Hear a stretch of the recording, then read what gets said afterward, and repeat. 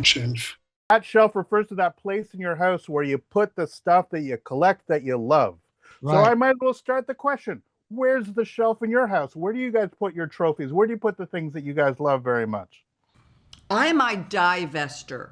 I'm someone who is constantly letting go of what I call old ideas versus new ideas. I am not a nostalgic person. I don't associate items with feelings. Me neither. So I actually can let go of things pretty quickly. You're a better human than me. No, I'm just different. I'm just different that way. And the older I get, and the more times that I go through someone who's died's life and become the person who, distributes, I'm someone who wants very little. So I have a few Are you telling things. me neither of you have tchotchkes? Neither of you have something where you have mementos, something darling to you? I don't keep them out. I would say 80% a garage, 10% storage, 10% a bedroom closet. I don't really have anything displayed. It's sort of, I think there's a weird photograph we put in the guest bathroom and they have to look at me while they're going to the bathroom. But I don't know. It feels, I know people who have done that. And whenever I'm in a home where I'm surrounded by the person's achievements, it feels weird. I don't know. It just, I've not been that kind of person. The things that you hold dear that you collect. For example, I have a number of films that the two of you have made that I cherish, and they are here on my shelves. Oh, well, So tell us more. Well, I have a huge record collection, but it's in storage. It's in maybe 40 boxes. I never had room when I moved there was no room to put those records anymore, but I kept them. I don't know why. My children will never want them, but I couldn't give them away.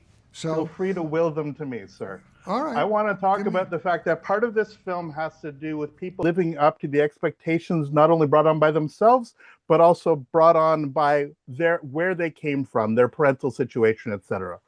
Both of you come from royalty. Both of you have managed to make your own voices heard. I'm wondering if you could talk about your own journeys and how you see right now your levels of performance in a James L. Brooks film of being able to simply be yourself and express your talents at the peaks that they are. Wow. That's a heavy. I think he actually answered the question. I think so too. Not sure. But go on. You're Well, my father was a very big radio star, but he passed away when I was young. So obviously I collected stuff from him being his child. He filled my head with his brain.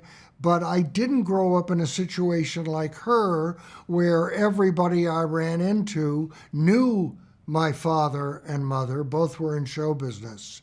So I didn't have, I don't know how much you dealt with that. I'm assuming you dealt with it some. Oh, for sure. I didn't really have to deal with that because I wasn't running into people at 20 who even remembered. My father was big in the 40s, So it wasn't like, oh, you're here because of that. I never heard the word Nepo. It just didn't exist. And I also, when people talk about nepotism, I have 3 words for you to show that show business really, it doesn't exist. And that's Frank Sinatra Jr. That's why nepotism doesn't really exist. He does show up in The Sopranos, but point taken. Yeah, and especially in comedy. Because when you get up on a stage, no one's laughing because your dad was him. Believe me. And Ms. Curtis, obviously, I believe that there's a joy that you are bringing to your contemporary performances. There's a certain not giving a shitness, which is so intoxicating. I'm wondering if we could talk about the characters that you're playing, that just basically you become the core of the story where you are just telling truths. If you could talk about that particular element. I honestly think it has to do with evolution, and it's taken me a long time to understand what I think and feel. I own it now. I pretty much own my mind. And that's taken years of sobriety, psychoanalysis, long marriage, long trust in people. Like, I think that comes from us, to thine own self be true. I now know myself pretty well. And therefore, the I don't give a shit Yeah. is simply the freedom to express myself fully as an artist. I've been writing books for children for 30 years. If you read them, I'm in there. They're funny, they're poignant, but I was still translating what I was thinking and feeling for children. Now, as a full-throated, full-fronted, excuse the pun, because at this point I'm also fleshy and yummy and wrinkly, and all of that is just a more intoxicating idea, which is self-knowledge and self-love.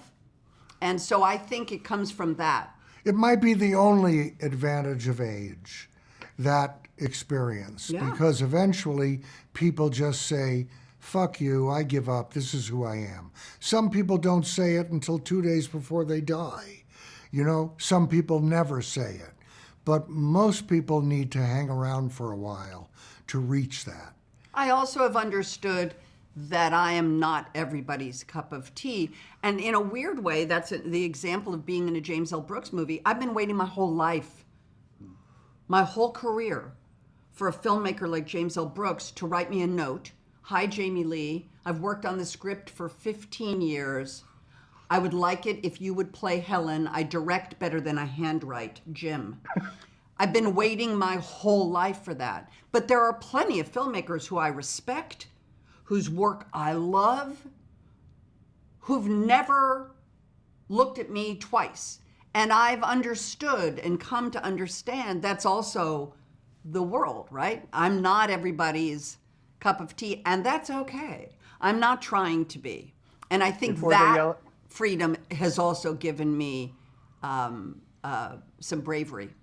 Before they yell at me, thank you both. You have shared incredible performances, incredible joy through That's my very cinema nice of you going to life. say. Thank you to Thank both you. of you. Mazel tov on the film. And Nice shelf. good luck with your shelf. It looks good. I can Thank you, see guys. that, yeah.